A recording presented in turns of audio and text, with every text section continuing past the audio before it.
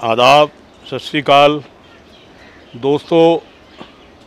रोपड़, रूपनगर, खूबसूरत शहर, वहाँ से हम एक माजी मीन्स पास्ट, माजी में से एक तारीख का पन्ना उलटने लगे हैं, एक हिस्ट्री का चैप्टर उलटने लगे हैं आप लोगों के लिए।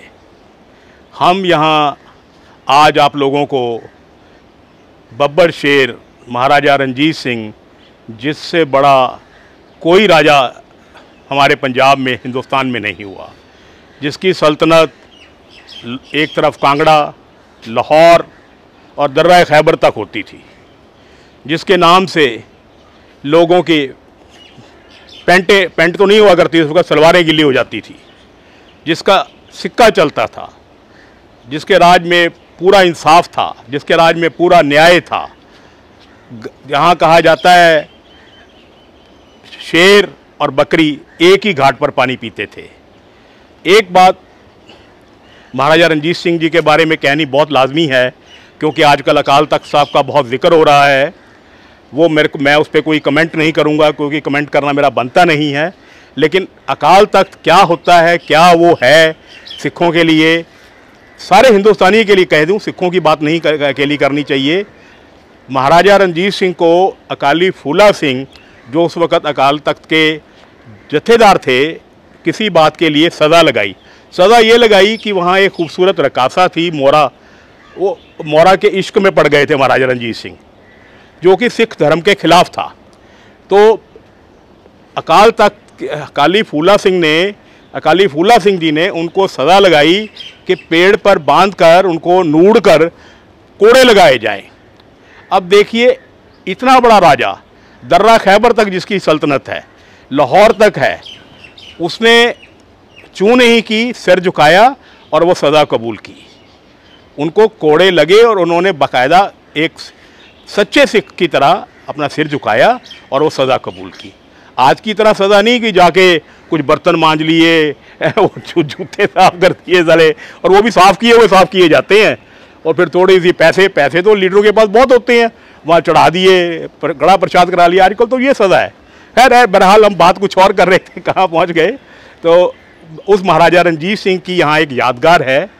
कहा नहीं जाता, सच है कि 1831 में महाराजा रणजीत सिंह और जो हमारे हिंदुस्तान के जो पहले गवर्नर जनरल थे, लॉर्ड विलियम बेंटिन के बीच में एक ट्रीटी हुई थी, एक समझौता हुआ था, जो यहाँ हुआ था। वो हम आपको दिखाएंगे, यहाँ उनकी कुछ तस्वीरें हैं भी दिखाएंगे, जिनको तस्वीर देखकर आपको शर्म आएगी, सारे हिंदुस्तान को शर्म आएगी।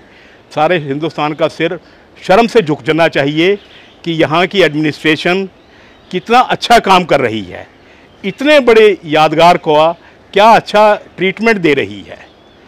ऐसी एडमिनिस्ट्रेशन को, ऐसे वज़ीर को जो यहाँ के हैं, भारत रत्न मैं रिकमेंड करता हूँ। उनको भारत रत्न ज़रूर देना चाहिए।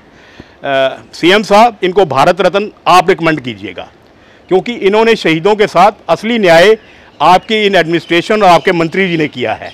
तो आते हैं फिर 31 में ये समझौता हुआ दोनों के बीच कि ये दिखाएंगे, वो सामने ये सतलुज दरिया है। सैमी जी, ये सतलुज दरिया दिखाइए। सतलुज के उस पार का एरिया जहाँ निशान साहब लगा हुआ है, वो सामने निशान साहब भी हम दिखाएंगे। वहाँ तक एरिया जो था महाराजा रणजीत सिंह साहब का था, उधर का एरिया लॉर्ड विलियम बेंटिन का था, अंग्रेज़ों का था। तो ये समझौता हुआ कि वो अंग्रेज़ जब तक महाराजा रणजीत सिंह हैं, ये दरिया पार करके नहीं जाएंगे उधर, और महाराजा रणजीत सिंह दरिया पार करके इन पर हमला नहीं करेंगे, इनको अपनी रियासत में नहीं मिलाएंगे।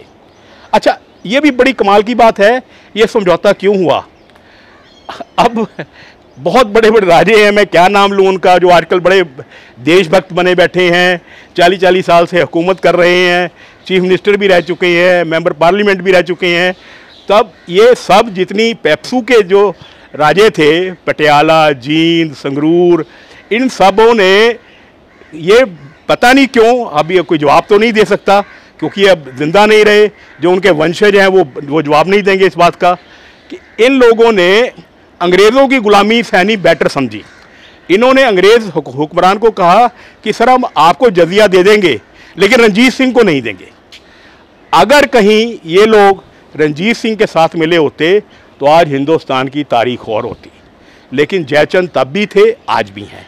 हिंदुस्तान को किसी फॉरेन इन्वेडर ने नहीं मारा, हिंदुस्तान को मारा है ये हिंदुस्तान के जयचंदों ने, चाहे वो कोई राजा हो कोई महाराजा हो। चलिए, ये ट्रीटी हो गई यहाँ रोपड़ सतलुज के किनारे। इस ट्रीटी में ये मैंने बता दिया कि लड़ाई नहीं होगी आपस में। 1939 में महाराजा रणजीत सिंह स्वर्ग सुधार जाते हैं, उनका इंतकाल हो जाता है, उनकी डेथ हो जाती है। उसके बाद फिर अंग्रेज़ अपना आहिस्ता आहिस्ता अपने पांव पसारने शुरू कर देते हैं और वो सारा पंजाब अपने कब्ज़े में कर लेते हैं। ये थी एक तारीख की बात, हिस्ट्री की बात, एक सच्ची बात। किस राजे का क्या रोल था, क्या कुछ हुआ, कैसे हुआ।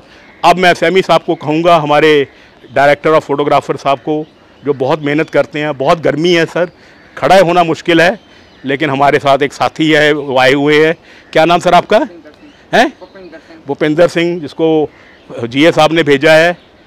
लेकिन जब वो हमारी वीडियो देखेंगे तो उन्होंने कहेंगे मैंने गलत हेल्प भेज दी, क्योंकि उसमें वो भी शामिल हैं, नलायकी उनकी भी है, सब सारी एडमिनिस्ट्रेशन की है।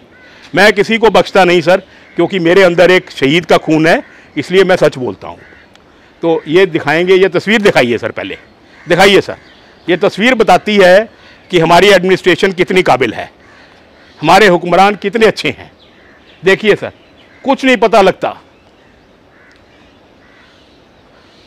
कम से कम जो असली सोच रखते हैं उनका सिर शर्म से झुकना चाहिए देखकर। हम ये सोचकर आए थे कि बहुत अच्छा दिखाएंगे, लेकिन इतना बुरा दिखाएंगे ये नहीं पता था।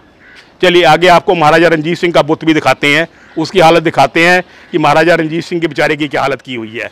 आइए दोस्तों, ये देखिए, ये वो महाराजा रणजीत सिंह का बुत लगा हुआ है। ये वो महाराजा रणजीत सिंह है जिसकी मिसाल दी जाती है कि ऐसा राजा ना हिंदुस्तान में कभी हुआ है और ना शायद होगा। जिसकी वीरता, जिसकी इंसाफ पसंदी, जिसकी वतन परस्ती किताबों में लिखी गई है और बच्चा बच्चा पढ़ता है और उससे मुतासिर होता है, होना भी चाहिए। लेकिन मैं इसका महाराजा रणजीत सिंह साहब का बुत देखकर अपना सिर फिर शर्म से झुका रहा हूँ। मैं वज़ीर आला हमारे भगवंत सिंह मान साहब से एक सवाल पूछता हूँ कि मान साहब, आप केसरी पगड़ी पहनते हैं, आप कहते हैं कि मैं भगत सिंह का वंशज हूँ।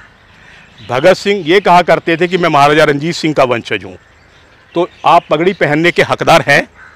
ये आकर देख लीजिए भी क्या महाराजा रणजीत सिंह के बुत की हालत है, क्या उसकी यादगार दिखा रहे हैं हम। ये सारा पार्क, ये पार्क सारा जंगल बना हुआ है, पूरा जंगल बन चुका है।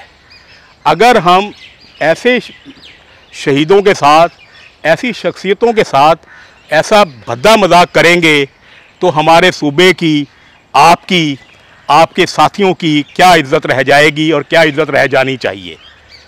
इन्हीं शब्दों के साथ, इन्हीं सच्चाई के साथ हम इजाज़त ही चाह सकते हैं, और क्या चाहें। आप कुछ करेंगे इसकी उम्मीद तो बहुत कम है, लेकिन चलिए फिर भी कहते हैं उम्मीद पे दुनिया कायम है। तो let's hope. All the best. Thank you.